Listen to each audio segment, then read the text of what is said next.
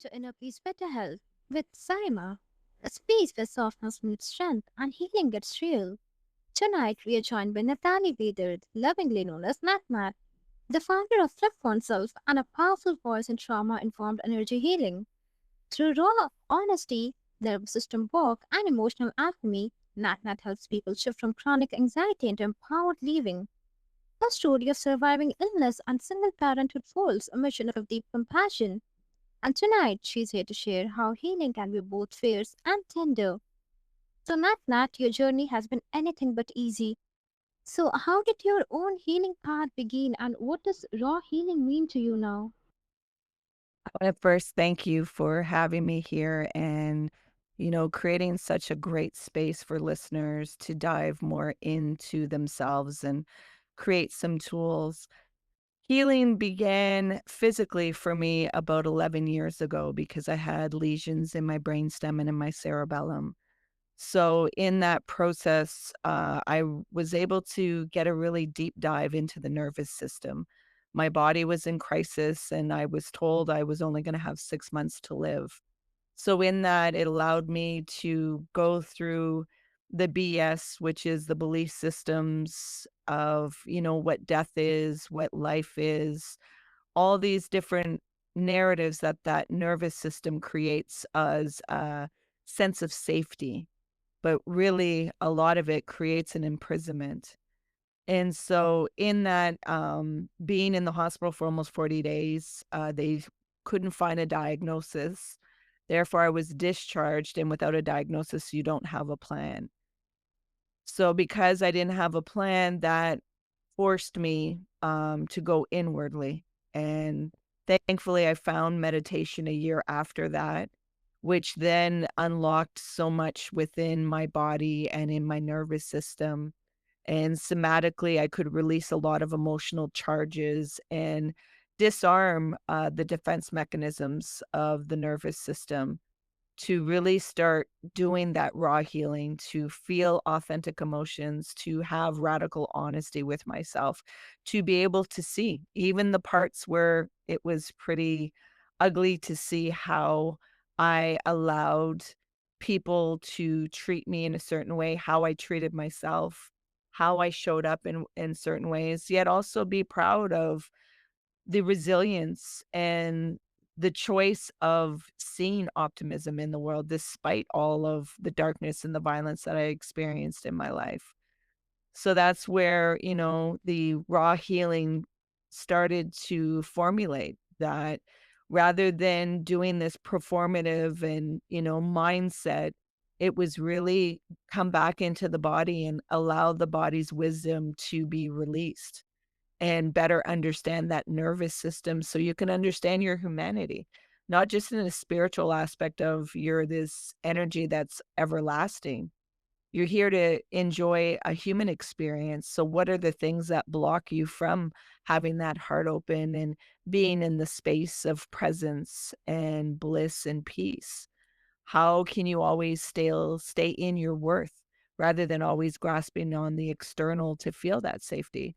So, creating a space of practicality, not just theory and philosophy. Hmm?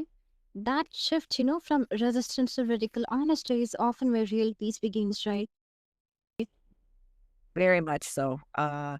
You see radical honesty and that radical compassion, the two blended in because when we see, when the nervous system is activated and it's in prompting to see all the problems, it's not there to see the context of things. It's not there to feel the kindness, to feel the empathy. And that's where the work becomes that you can have the self-compassion and the radical honesty with yourself so that you can open up the playfulness in this and not be so rigid and also start doing the detachment and de-identifying with that nervous system.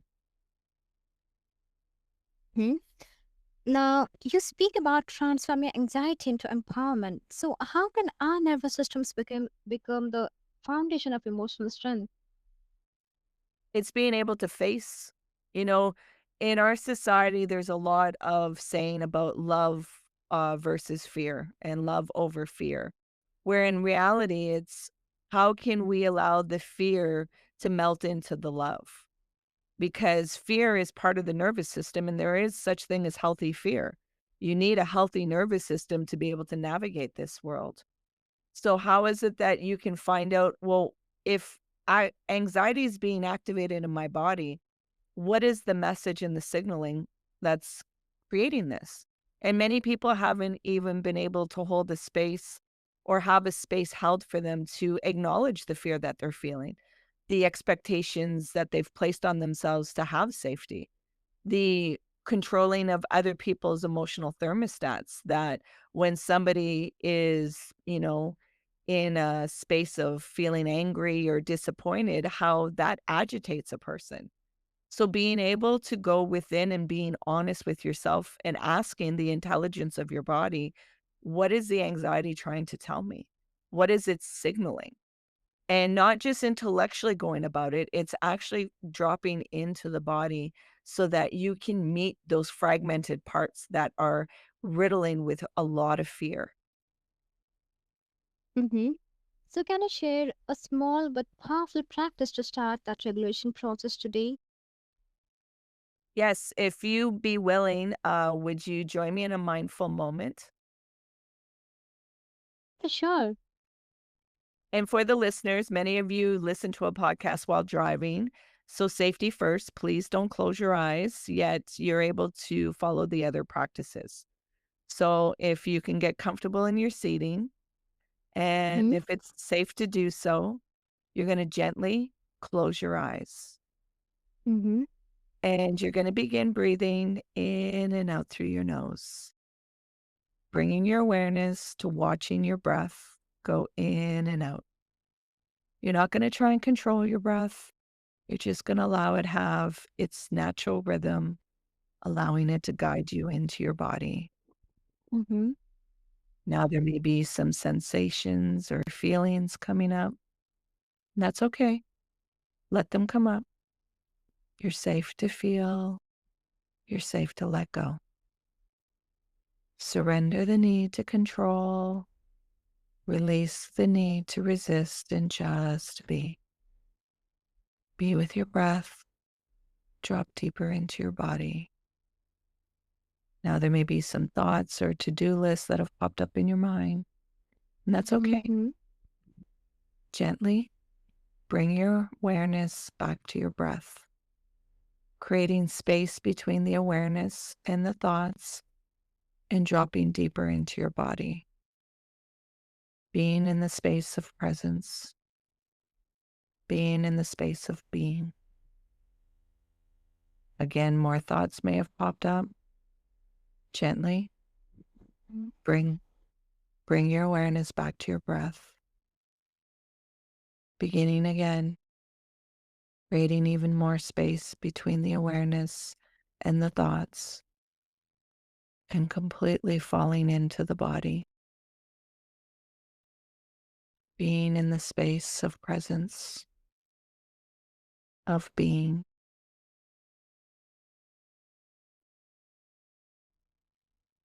Now, keeping that awareness with your breath, being in your senses and your body at your own time and at your own pace. Gently open your eyes while staying with your breath. Mm-hmm.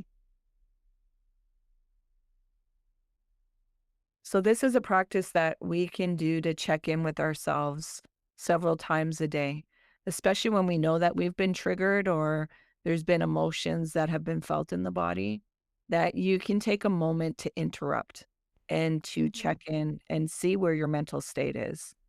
To Oh, just yes, go ahead. I just, felt a sense of calmness and peace. So that allows you to be in the space and out of the mind that's always analyzing and trying to make meaning of things.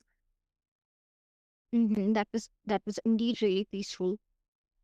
And so we have access to this tool all the time. It's just to create a practice of it, to be intentional with how we're taking care of ourselves. Nobody has to know that you dropped into yourself. It's that you need to be responsible for your inner terrain, to validate yourself and check in what has been activated. What am I feeling that I may not even be aware of because it's just a pattern that I created or a habit of being constricted or my muscles are tight, that going in there and being able to unknot and unclench and listen to what is being felt. You see, validating doesn't mean that you agree with something, and it doesn't mean that it's supposed to take charge. It's just allowing a space for something to be seen and that you can listen. Many of us have not developed the skill of listening. Mm-hmm. So, in your work, you help clients peel back the layers. So, what do you find is most often hiding underneath anxiety or emotional overwhelm? Fear, fear of not feeling safe, not Mhm. feeling enough, not feeling worthy, not feeling value. And really at the core is a lot of times it's the feeling of helplessness. So, how do you guide someone to face those layers without shutting down? Well, as I just did the mindful moment, it's being able to come into the body and then being intentional of what are you feeling right now and going layer after layer in that so that they can ask the body a question and then listen to what the body presents and what it's saying because emotions are data, they're information. Yet many of us, we don't even know how to hold space to listen to what is being felt or expressed or experienced. So when I'm Mhm. working with a client, it requires a willingness. Yet, because of my tone of frequency and the work I do on my nervous system, they're able to co-regulate so the intensity doesn't feel as strong and that they're empowered to recognize I can go in through this. This isn't about overcoming or bypassing something, it's about integrating. So you have better understanding so that when it comes up again, it's not so intense and you can understand what that signaling is. Mhm. It's like that's a warrior walk meeting our inner chaos with gentleness, right? Correct. And it takes a lot of warrior work when your nervous system is activated to bring kindness, to bring gentleness. It's not about being passive and just letting things, just pass by and not having any accountability or discernment. It's just recognizing that you don't have to be harsh to be strong.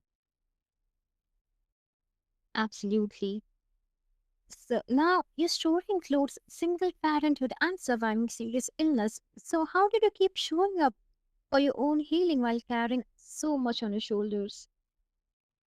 Well, because I had death on my back and not having a diagnosis and not knowing when the body could shut down, I went through the veil of death and had a real surrender of I'm not in control of a lot of things. I'm barely even in control of myself. So surrendering that sense of heightened fear and trying to control allowed there to be an energy that started to surface within my body and being able to acknowledge when I was fatigued or tired to allow there to be rest, even when my body didn't want to rest because the mind was just go, go, go, go, go. We have to go. We have to go. Being able to be in the stillness and be in the rest and allowing my body to regenerate. Did it come naturally? No, that was the warrior work, and I had the twins were 4 and 5 at the time, and they were very hyperactive. So meeting them as a parent while also meeting my own healing, there was a space of balance that I had to create where, okay, where can I bring them in the environments that they can just be rambunctious and I can just sit and observe, and a lot of that was in nature. And nature is a great teacher for us that the two can coexist with each other, not one dominating over the other. So it's just that continuous of trusting within and listening to that guidance and really allowing nature to show me a different frequency of navigating through life. Mm-hmm. So, what would you like to say to the woman listening who feels like she can't fall apart because others rely on her? Well, I would come to her and let her know that I see her and that pressure on her shoulders is a real thing. It's a real experience. Yet also recognize that there are things that are possible that you've never experienced before. Yet your mind won't allow you to even glimpse that because of not feeling safe.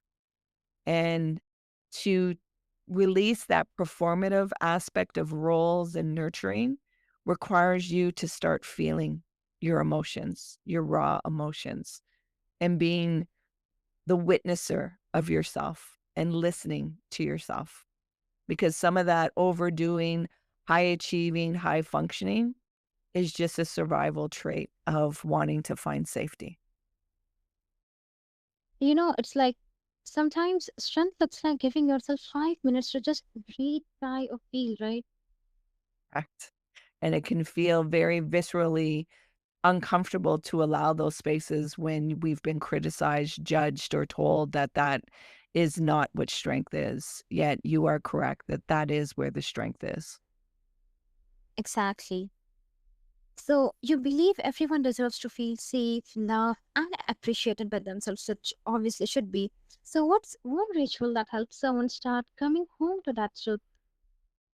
Well, doing these mindful moments like I demonstrated with you, also journaling is another way that we can start to see our patterns and our habits and see some emotions, yet start creating some language for ourselves of, despite feeling this way, I can still honor and feel a different way. It's not about one or the other, it's about integrating and understanding better of what is required for you and just being allowed to be curious.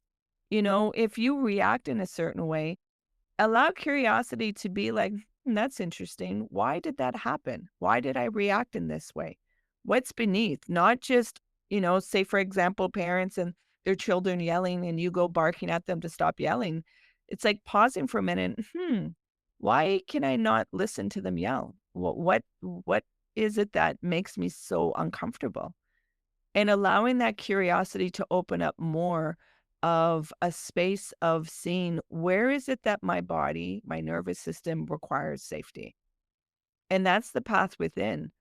And also, a good way for the body to start expressing is movement. And the best movement that I suggest to my clients is dancing. Dancing can bring us into a higher state and allow the body to communicate things that the analytical mind will not shut down. So that body can express somatically a lot of things that are being held in it. And then it can create a lightness.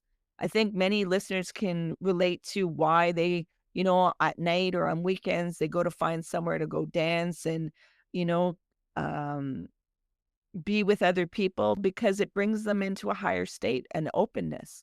It allows like our mind always wants to make meaning. Yet that part is very fatiguing. We just want to be in the space of being, and dancing allows that. That completely makes sense, Natalie.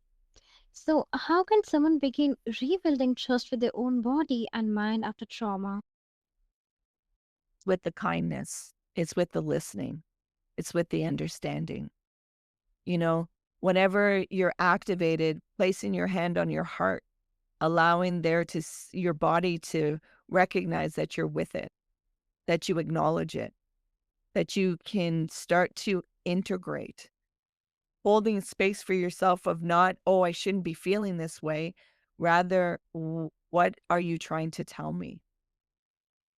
It's all in the way that we phrase and we question things where there'll be openings. But many of us, we've been conditioned to be in the negative bias of the nervous system and close ourselves down and validate the narratives and the programming and the patterns.